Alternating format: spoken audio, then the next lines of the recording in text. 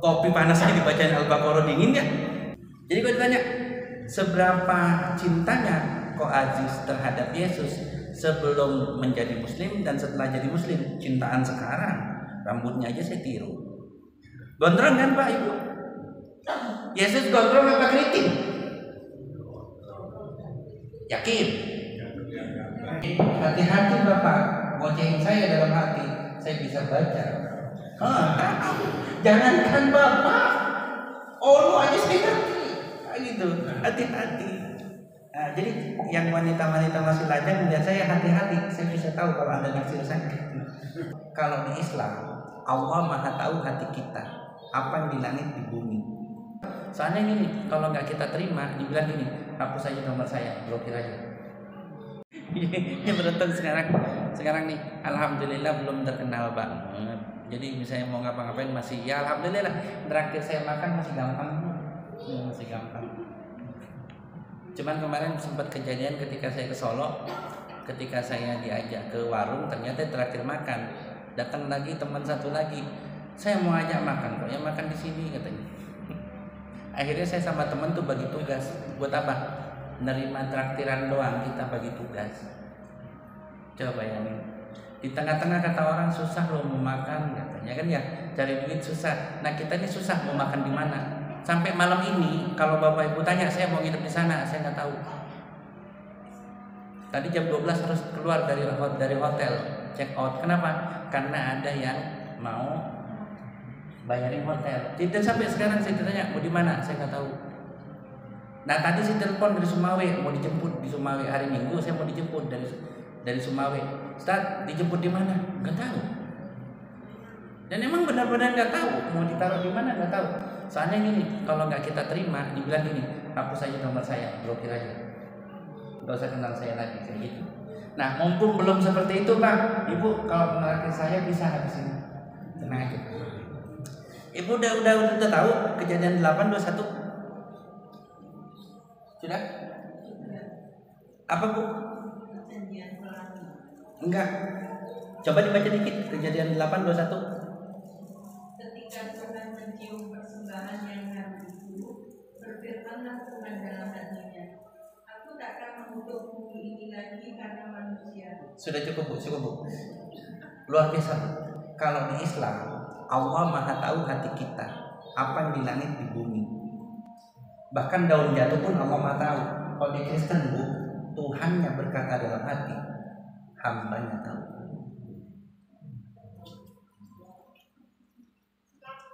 Ya, gini. Dan lagi nih, saya sensor dulu.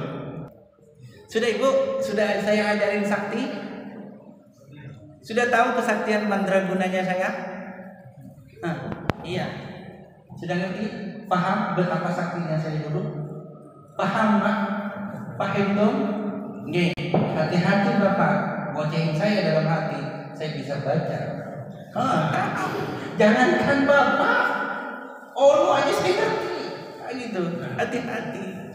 Nah, jadi yang wanita-wanita masih lajang melihat saya, hati-hati, saya bisa tahu kalau Anda naksir saya. Saya bisa baca hati Anda. Juga yang berutuh saya tahu, hati-hati Pak. Gitu, mau nimbukin saya pakai batu saya tahu. Kenapa? Saya udah latihan Pak. Bagaimana mau baca hati tuh? Apalagi cuma makhluk Pak. Jangan macam-macam sama saya Pak. Apalagi rambut saya kayak Yesus nih. Benar, saya nggak bohong. Saya rambut panjang begini karena saya mencontoh Yesus. Kenapa? Karena Nabi Muhammad mencontoh Yesus. Apa kata Rasulullah? Rasulullah itu membelah rambutnya dua kan? Meniru gaya orang Yahudi. Yesus orang Yahudi bukan? Orang Yahudi. Clear? Itu sunnah yang diteruskan. Jadi kalau ditanya seberapa cintanya kok Aziz terhadap Yesus sebelum menjadi muslim dan setelah jadi muslim, cintaan sekarang rambutnya aja saya tiru.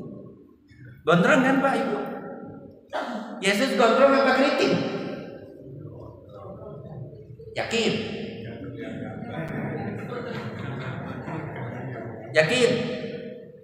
Rambutnya lurus apa keriting Yesus?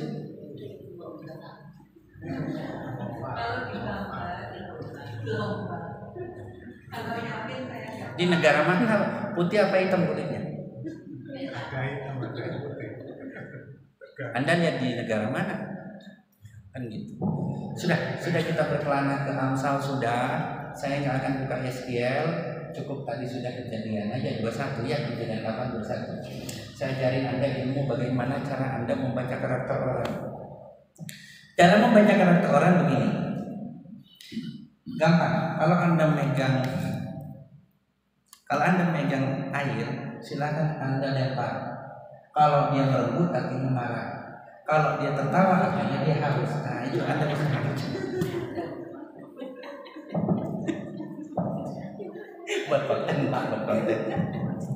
buat konten. Jadi gini. Ketika saya itu debat tentang ketuhanan, saya ditanya sesuatu yang sangat mendasar. Sama koko saya ditanya begini, apakah Tuhan itu yang dulu ya, bukan sekarang? Kalau sekarang konsep Tuhan itu adalah seseorang yang ditaati, sudah berubah sudah. Kalau dulu kan Tuhan itu adalah penguasa langit dan bumi. Gitu. Saya ditanya, apakah Tuhan itu maha kuasa? Iya. Apakah Tuhan itu yang menciptakan langit bumi? Iya. Apakah Tuhan itu yang mengendalikan langit bumi dengan porosnya, terus planet-planet dengan garis lingkarnya, garis edarnya. Kalau saya keceplosan maaf ya, soalnya saya sudah sangat jarang menggunakan kata Tuhan dan menggunakan garis edar, tapi saya bilangnya manzilah, garis edar dalam surat Yasin, manzilah. Jadi ditanya sama koko saya seperti itu, saya bilang iya.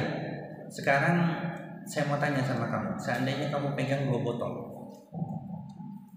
ya, terus kamu ketiduran, kira-kira botol itu pecah nggak? Saya jawab koko saya enggak lah, kan botolnya botol plastik. Waktu itu pertama kali Aqua masih baru-barunya ngeluarin botol, kemasan botol kalau nggak salah berapa ya, 1,5 liter sama, lupa saya, pokok ada botol besar 1,5 liter sama di bawahnya, kalau nggak salah bukan 600 kalau nggak salah, apa udah 600 apa 5,5 gitu, lupa saya. Saya bilang koko saya enggak lah, kan botolnya botol plastik. Kata koko saya jangan inilah katanya, jangan ngelak. Kita ini lagi debat gitu. Jadi kalau kamu megang botol Coca-Cola, nah waktu itu Coca-Cola itu botolnya ini beling, Fanta, Sprite, kita jualan kebetulan. Kalau kamu jatuh kira-kira pecah nggak? Ya pecah lah. Ya.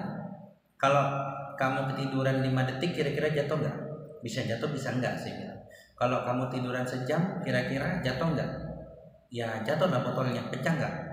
Ya kalau pendek enggak, ya sudahlah, ini kan kita ngomong katanya, jangan ngeyel katanya. Ya kalau tinggi pecah, saya bilang, anggaplah tinggi katanya, berarti pecah kan? Ya. Kalau kamu ketiduran 5 jam, kira-kira gimana, apa yang terjadi? Ya Coca-Colanya udah kering lah. Kan pecah, kering kan kalau 5 jam kan? Nggak percaya besok di rumah aku pecahin aja botol. Entar bacain Al-Baqarah 5 kali kering. Ya kayak gitu. Kopi panas aja dibacain Al-Baqarah dingin kan? Nah kan gitu. Yakin? Kalau yang yakin nanti dites Pak. Segala sesuatu harus pembuktian, gitu, harus dites. Nah, ditanya sama koko saya seperti itu. Terus kata koko saya bilang gini.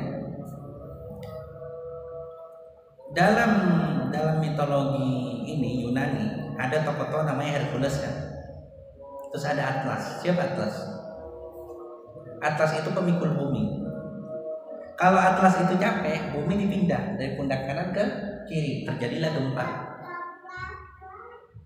Itu yang dipahami, kalau Atlas capek, mindahin bumi gempa.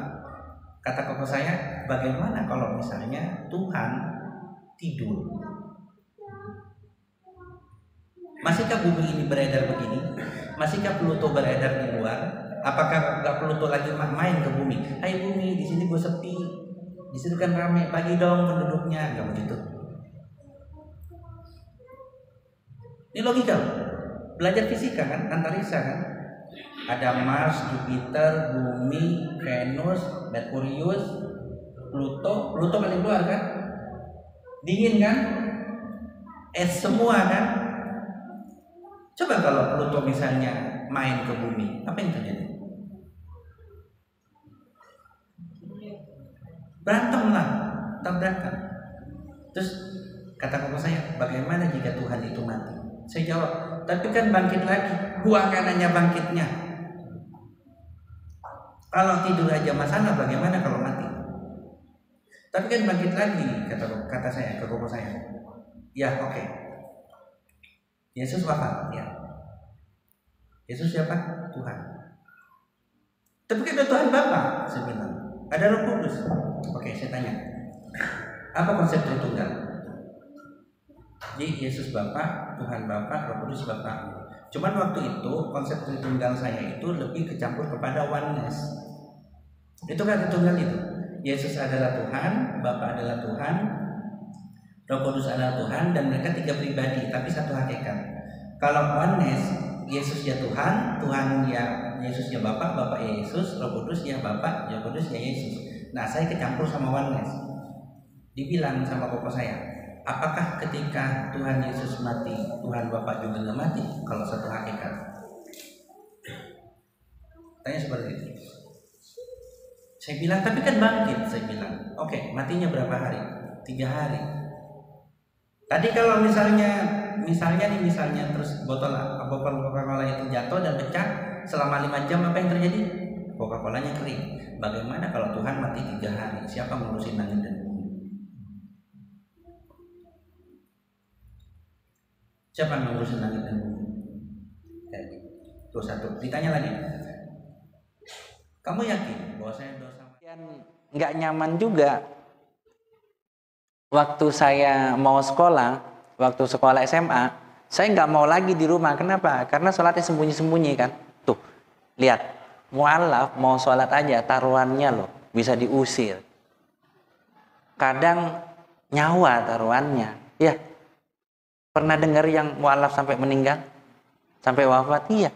Sekarang orang Islam yang lahir keluar ke dunia udah Islam, suruh sholat dikejar sama ibunya pakai sapu, ya. Iya. Tanya anak ibu, kondisi mama lagi serem, lepas seremnya gimana? Pasti dijawab, ketika aku nggak ngaji atau aku nggak sholat, ibu bawa sapu ngejar aku. Tanya, iya. Mama paling serem kalau bawa sapu ngejar kamu. Bener? Iya nggak? Malu jawabnya tuh, langsung nggak bisa diem, langsung gini. Mau jawab iya, emak gue di belakang katanya. Enggak jawab enggak, ya kenyataannya begitu katanya.